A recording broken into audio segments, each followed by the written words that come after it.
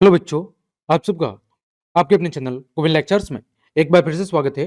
तो कैसे हो आप सब? उम्मीद करता हूँ आप सब अच्छे होंगे और आप सबकी पढ़ाई भी अच्छी चल रही होगी।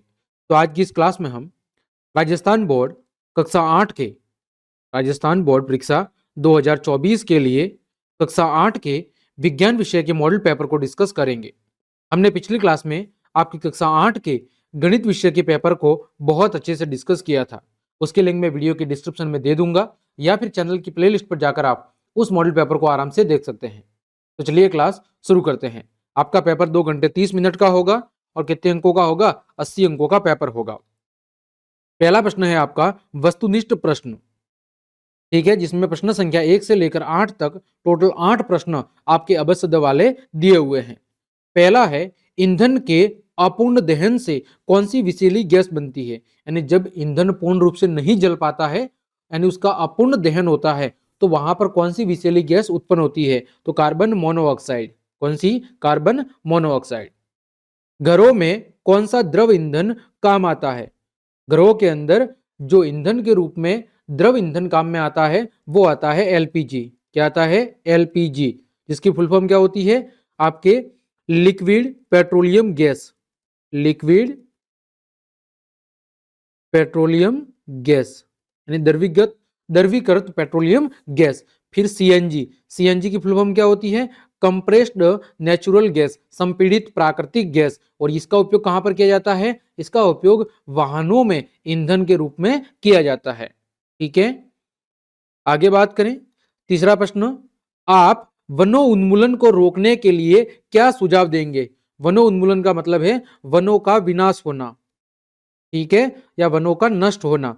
तो वने को नष्ट होने से बचाने के लिए आप क्या सुझाव देंगे? कागज का पुनः उपयोग, बिल्कुल सही बात है। कागज का पुनः चक्रण, ये भी सही बात है। कागज की बचत करना, ये भी सही है। उपयुक्त सभी, तो उपयुक्त सभी। चौथा प्रश्न है आवर्ती का मात्रक क्या होता है? तो आवर्ती का मात्रक होता है हर्ट्ज। क्या होता है? हर्ट्ज। पांचवा, आवासीय क्षेत्रों में ध्वनि प्रदूषण कम करने हेतु आप अपने मित्र को निम्न में से क्या सुझाव देंगे? टेलीविजन और रेडियो की ध्वनि प्रबलता कम करना, सही बात है। औद्योगिक मशीनों को शहर से दूर लगाना, ये भी सही है। वाहनों के हॉर्न का उपयोग कम करना, ये भी सही है। यानी उपरोक्त सभी ये ध्वनि प्रदूषण को कम करने में मददगार हैं। आगे, निम्न में से कौन सा पदार्थ विद्युत का सुचालक है जिसमें विद्युत धारा का प्रवाह आसानी से हो सकता है? तो एल्यूमिनियम। बाकी रबड़, लकड़ी और प्लास्टिक, ये क्या है? ये तीनों ही विद्युत के कुचालक है। इनमें विद्युत धारा का प्रवाह आसानी से नहीं हो सकता है। प्रश्न संख्या 7, गैस बर्नर, साइकिल का हैंडल, पहियों के रिम आदि पर क्रोमियम का विद्युत लेपन क्यों किया जाता है? क्रोमियम चमकदार होती है, बिल्कुल सही बात है। यह संचारित नहीं होती, बिल्कुल सही बात है। संचारित होने का मतलब है जंग लगना या इनकी ऊपरी सतह का नष्ट होना। तो जो क्रोमियम से बनी वस्तु होती है उन पर आसानी से जंग नहीं लगती। यह खरोचों का प्रतिरोध करती है, सही बात है। उपरोक्त सभी, तो ये सभी कारण है जिसकी वजह से गैस बर्नर, साइकिल का हैंडल, पहियों की रिम, ये सब जिस भी धातु के बने होते हैं उस पर क्रोमियम का लेप किया जाता है। आठवां, आप निम्न में से किसे घर्षण के द्वारा आसानी से आवेशित नहीं कर सकते हैं? प्लास्टिक की स्केल, तांबे की वस्तु, ऊनी स्वेटर, फूला हुआ गुब्बारा।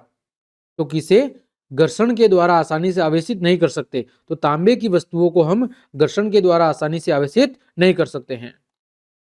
अगला, अति लघु उत्तरात्मक प्रश्न, ठीक है। अब हम केवल प्रश्नों को डिस्कस करेंगे। अगर आप चाहते हो कि इस पेपर को मैं पूरा सॉल्व कराऊं तो आप मुझे कमेंट जरूर कर देना। मैं अगली क्लास में इस पेपर को पूरा बहुत अच्छे से सॉल्व भी करा दूंगा। अगला देखो, प्रश्न संख्या 9, निम्न में से सिंचाई के पारंपरिक और आधुनिक साधनों को सारणी में लिखिए। पारंपरिक का मतलब है कि जो पुराने जमाने से काम में लिए जा रहे हैं। जैसे यहां पर देखो, मोट, फिर ढेकली, फिर रहेट, ये कौन से हैं? पारंपरिक। और आधुनिक कौन कौन से हैं? आपके ड्रिप तंत्र, और कौन सा है? छिड़काव तंत्र। ये कौन से स्रोत है? ये आधुनिक है। अगला, प्रश्न संख्या 10, प्रतिजैविक औषधियों के निर्माण में आप किसका उपयोग करेंगे? जो प्रतिजैविक औषधियां होती है उनके निर्माण में आप किसका उपयोग करेंगे वो आपको बताना है, ठीक है। 11वां, एलपीजी और सीएनजी का पूरा नाम। अभी मैंने बताया था एलपीजी का पूरा नाम लिक्विड पेट्रोलियम गैस, द्रवीकृत petroleum gas. CNG compressed natural gas, संपीड़ित प्राकृतिक गैस। अगला प्रश्न, प्रश्न संख्या 12। जो खिलाड़ी होते हैं वो कीलदार जूते स्पाइक्स का उपयोग क्यों करते हैं? क्योंकि कील लगाने से धरती के साथ उनका संपर्क अच्छा होता है, यानी घर्षण बल वहां पर ज्यादा कार्य करता है। इस वजह से वो आसानी से फिसलते नहीं है अथवा गिरते नहीं है और उन्हें दौड़ने में क्या हो, आसानी हो। 13वां है मिलान कीजिए रासायनिक उर्वरक। रासायनिक उर्वरक कौन कौन से हैं? यूरिया और सुपर फास्फेट। कार्बनिक खाद पशु अपशिष्ट, गोबर और पादप अवशेष। खरीफ की फसल चावल और मक्का। थ्रेसिंग अनाज के दानों को भूसे से अलग करना, इसको क्या कहते हैं? थ्रेसिंग कहते हैं। 14वां प्रश्न, नाइट्रोजन के स्थिरीकरण में राइबोजियम जीवाणु के महत्व को समझाना है कि जो राइबोजियम जीवाणु है वो नाइट्रोजन के स्थिरीकरण में किस तरह मददगार है, ये आपको बताना है। आगे बात करें, प्रश्न संख्या 15। कथनों के सामने सत्य और असत्य। जीवाश्म ईंधन समाप्त होने वाले संसाधन है, बिल्कुल सही बात है। कोयला और पेट्रोल असीमित है, क्या वो असीमित संसाधन है? नहीं, कथन गलत है। कोलतार विभिन्न पदार्थों का मिश्रण है, बिल्कुल सही बात है। पैराफिन मोम का उपयोग मरहम, मोमबत्ती, वैसलीन आदि को बनाने में किया जाता है, बिल्कुल सही बात है। 16वां, दहन और ज्वाला में कोई दो अंतर बताना है। दहन और ज्वाला में दो अंतर बताने हैं। 17वां प्रश्न है निम्न का आशय स्पष्ट कीजिए। रेड डेटा पुस्तक और जैव विविधता। आप सब जानते हैं कि रेड डेटा पुस्तक के अंदर अलग अलग प्रकार की जीव जंतुओं और पादपों की जो प्रजातियां हैं जो लुप्त हो गई है, उन लुप्त होने वाली प्रजातियों का विवरण है। और जैव विविधता किसे कहते हैं? एक निश्चित क्षेत्र में जीवों के अंदर जो पाई जाने वाली अलग अलग तरह की विभिन्नताएं होती है, उसी को कहते हैं जैव विविधता। आगे प्रश्न संख्या 18। रिक्त स्थानों की पूर्ति उचित शब्दों के द्वारा कीजिए। अमीबा, अमीबा कौन सी विधि के द्वारा जनन करता है? द्विखंडन। तो पहले खाली जगह में आएगा द्विखंडन। फिर अंडाणु और शुक्राणु का संलयन क्या कहलाता है? अंडाणु और शुक्राणु का मिलना कहलाता है निषेचन। क्या कहलाता है? निषेचन। फिर मनुष्य, गाय और कुत्ते आदि जंतु जो शिशु को जन्म देते हैं क्या कहलाते हैं? जरायुज कहलाते हैं। क्या कहलाते हैं? जरायुज। फिर मुकुलन द्वारा जनन किसमें होता है? तो हाइड्रा में, आपके मुकुलन के द्वारा जनन होता है हाइड्रा में।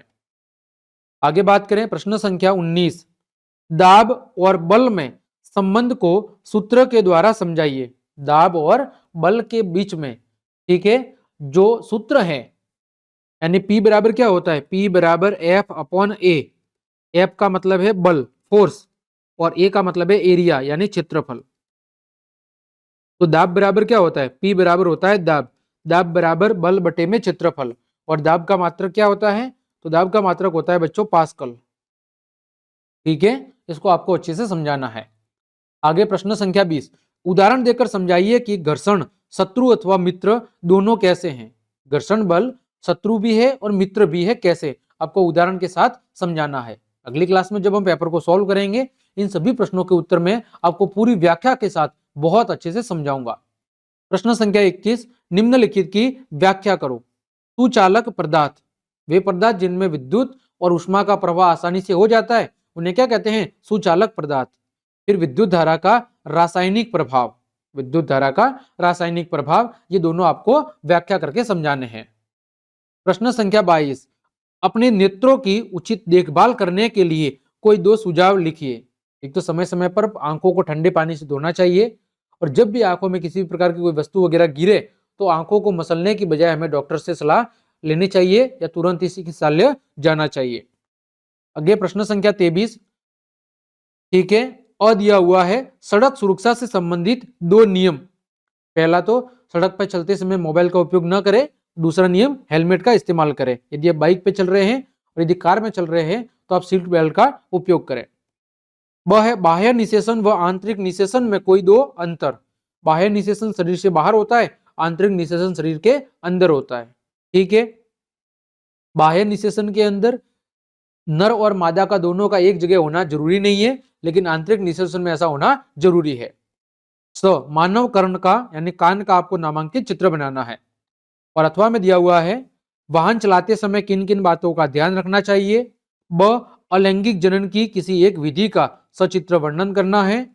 और स, ध्वनि प्रदूषण को नियंत्रित रखने के लिए कोई 2 उपाय लिखने हैं। यह है आपका प्रश्न संख्या 23। आगे प्रश्न संख्या 24 अ है, संतुलित आहार से आप क्या समझते हैं? भोजन में आवश्यक पोषक पदार्थों का क्या महत्व है? और ब है, बल किसी वस्तु की आकृति में परिवर्तन कर सकता है, उदाहरण देकर स्पष्ट कीजिए। सिंपल सी बात है, यदि कोई गुब्बारा है उस पर आप बल लगाओगे तो गुब्बारे की आकृति में परिवर्तन हो जाएगा। अथवा मनुष्य के शरीर में अंतःस्त्रावी ग्रंथियों के नाम लिखो और उनकी स्थिति का नामांकित चित्र भी बनाओ। और ब है कि जो द्रव है वो बर्तन की दीवारों पर दबाव डालता है, चित्र के द्वारा समझाइए। ठीक। आगे प्रश्न संख्या 25 तड़ित चालक का चित्र बनाकर समझाएं। यह किस प्रकार भवनों को तड़ित के प्रभाव से बचाने में सहायक होता है। और ब है, परावर्तन कितने प्रकार का होता है, चित्र बना के समझाइए। नियमित परावर्तन और विसरित परावर्तन। अथवा उचित चित्र बनाकर स्पष्ट करें कि समान आवेश एक दूसरे को क्या करते हैं, प्रतिकर्षित करते हैं। ब है, परावर्तन किसे कहते हैं, उचित चित्र बनाकर समझाओ और परावर्तन के दोनों नियम भी आपको लिखने हैं। ठीक है, तो इस तरह यह था आपकी विज्ञान विषय का मॉडल पेपर। उम्मीद करता हूं सारे प्रश्न आपको अच्छे समझ में आए होंगे। अगली क्लास में हम इस मॉडल पेपर को बहुत अच्छे से सॉल्व भी कराएंगे। तो अभी आप केवल क्या कर ले, इन सभी प्रश्नों को अच्छे से लिख लें, ताकि जब मैं अगली क्लास में इस पेपर को सॉल्व कराऊंगा तो आप सभी प्रश्नों के उत्तर आराम से लिख सकें। ठीक है, और आप अपने खुद के स्तर भी सॉल्व करने की कोशिश करें कि इस मॉडल पेपर में से कितने प्रश्न आपको अच्छे से आते हैं। उम्मीद करता हूं मेरे द्वारा दी गई जानकारी आपके लिए उपयोगी साबित होगी। तो ज्यादा से ज्यादा अपने दोस्तों को शेयर करें ताकि उन सभी तक ये जानकारी पहुंच सके। तो आज के लिए इतना ही। जय हिंद, जय भारत।